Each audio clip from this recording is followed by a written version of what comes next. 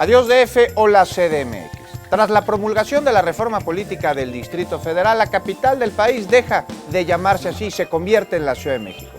Conoce este proceso de transformación.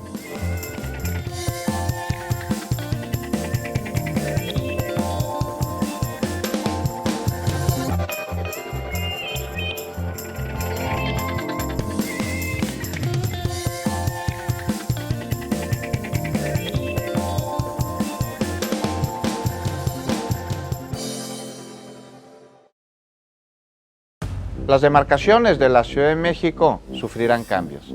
¿Qué opinan los diputados constituyentes acerca del nuevo modelo de alcaldías?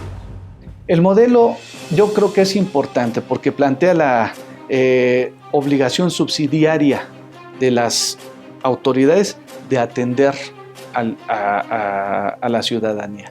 Que haya una autoridad que pueda tomar decisiones, que tenga el pulso de lo que pasa ahí, que esté cerca de la ciudadanía, que es el caso de las alcaldías. He estado platicando con los delegados para entender la problemática, ¿no? Y veo algo que me preocupa. Por ejemplo, el presupuesto de una alcaldía, el 60% del presupuesto está etiquetado para nómina, por ejemplo.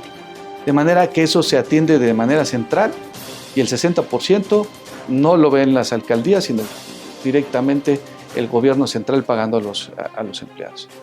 Otro 20% o 17% se aplica a los servicios que ocupan las propias demarcaciones, como son alumbrado público y algún otro servicio. De manera que ahí ya tienes un casi 78% y el único recurso que administran para las localidades los delegados ahora y serán las alcaldías, pues ese es un 22% para atender todas las cuestiones de atención de proximidad a la sociedad.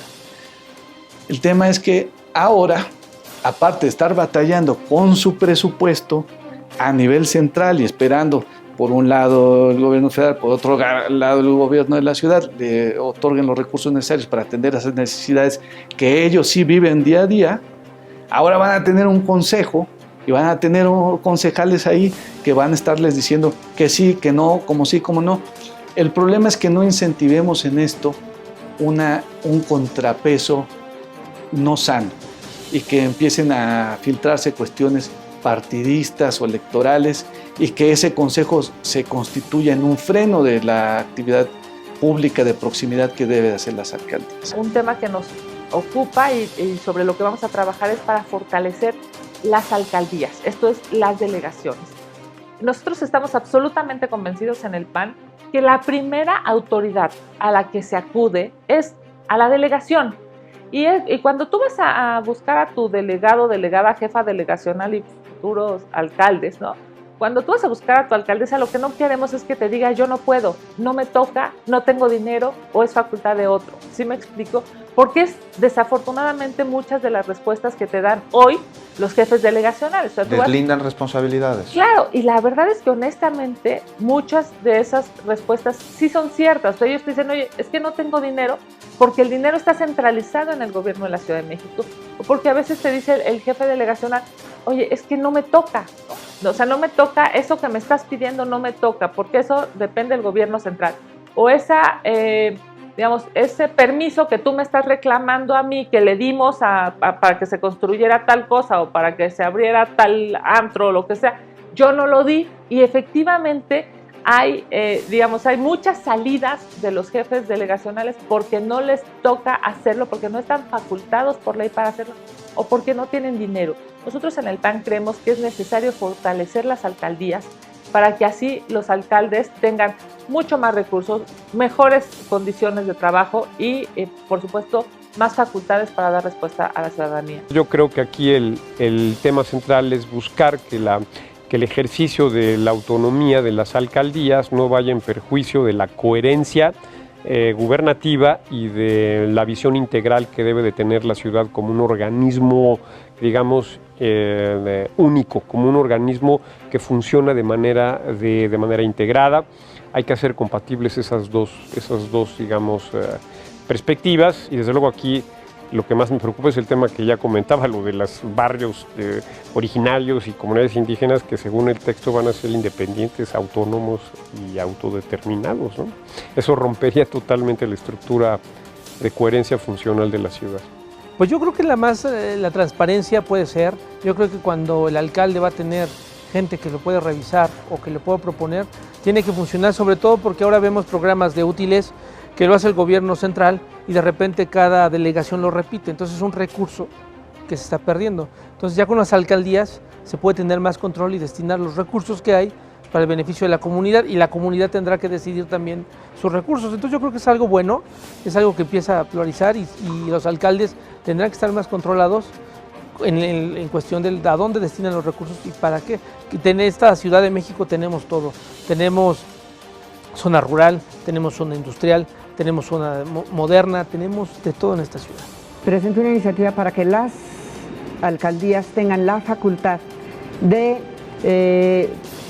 en la Ley de Cultura Cívica, tener un tramo de responsabilidad en cuanto a la sanción de faltas administrativas, que tengan que ver con las mismas actividades que el jefe delegacional o el alcalde va a tener obligación de cuidar. Mayor autonomía para los alcaldes y las alcaldías. En ese sentido, mayor participación. O sea, es decir, que si sabemos que hay un tiradero a cielo abierto y tenemos una serie de ciudadanos en flagrancia tirando ahí basura, que sea el mismo jefe alcalde el que pueda hacer la sanción administrativa. Lo que nosotros pretendemos es que las alcaldías, a través de esta figura, puedan tener mayor autonomía.